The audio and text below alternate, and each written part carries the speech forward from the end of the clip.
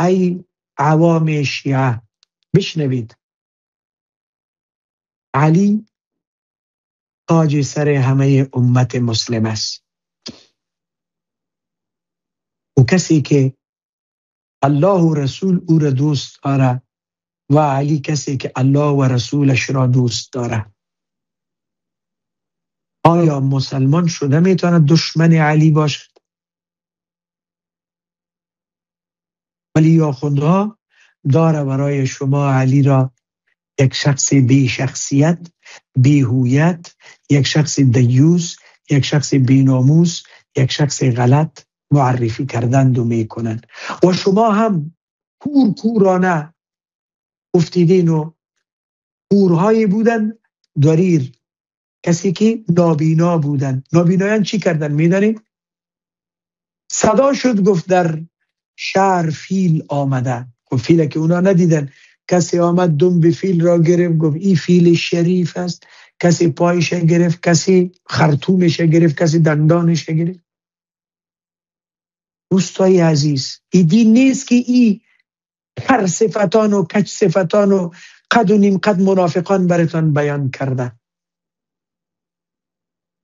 بیندیشین، هر بلایی که بر سرتان آورد کورکورانه قبول نکنید. این دین نیست.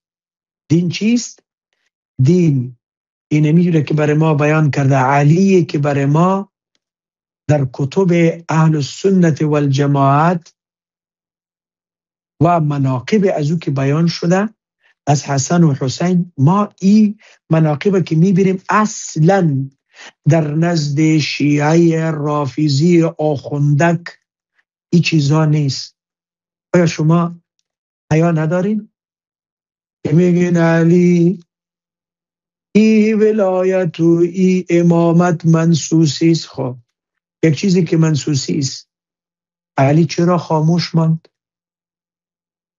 بی غیرت گفت تقیه کرد. علی تقیه کنان بیعت کرد. به علی گفت که سیل میکرد. عمر آمد که زد محسن سخت کرد که در شکم فاطمه زد. کدام علی رو برای ما میگین؟ او آخوندهای بدبخت. کدام علی؟ کدام اهل بیت؟ خدا ری علی رو بی غیرت ثابت میکنی؟ کدام غیرت است؟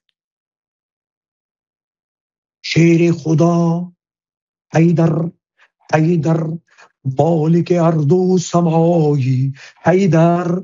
ولی در وقتی که زنت را میزنن باز موش گودامی. ها؟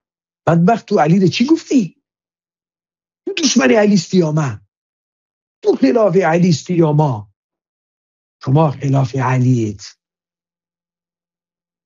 شما دشمنان اهل بیت رسول الله هستید. دوستان کمی بیدار شوید.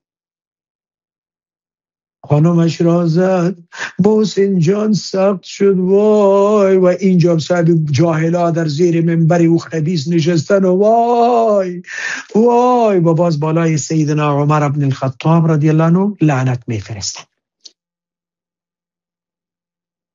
تبرق فاطمه را شکستن. از که تمسا میریزین ای نیک وقت نکنه نمی رقم. ای آخونداره به اصطلاح بیندازین به زباله تاریخ.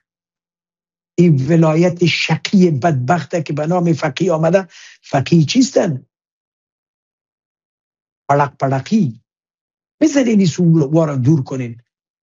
این اسلام ناب و اسلام دور از خرافات بپذیرین، قرآن و سنت بپذیرین. وقتی که ما این گپا میزنیم ابوبکر داره توهین میکند. توهین میکند. تو داری توهین کردی. ما که علی را راستش فاتح خیبر میدانم. ما که علی رضی الله تعالی عنه را ما شخصیت والای اسلام میدانم، یک انسان با غیرت میدانم. ولی تو داری این گپا را میزنی. ما که نگفتیم. کیست دشمن علی؟ تو یا من؟ کیست دشمن حسن و حسین؟ شما نبودین؟ که برانش به نیزه زدین شیعه؟ شما نبودین که حسین دعوت دادین و در مسیر را باز به پیشوری شما آمدین و به قتل رسانیدین؟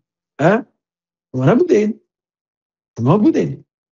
حال خودم میزنی؟ علم از کیست که به صاحب است؟ صاحب داره. شما به صاحبای بدبخت منافقین دوران و زمان اینمی کارا را میکنید. پس عوام براعت و بیزاریتان از اینمی آخوندها اعلان کنید.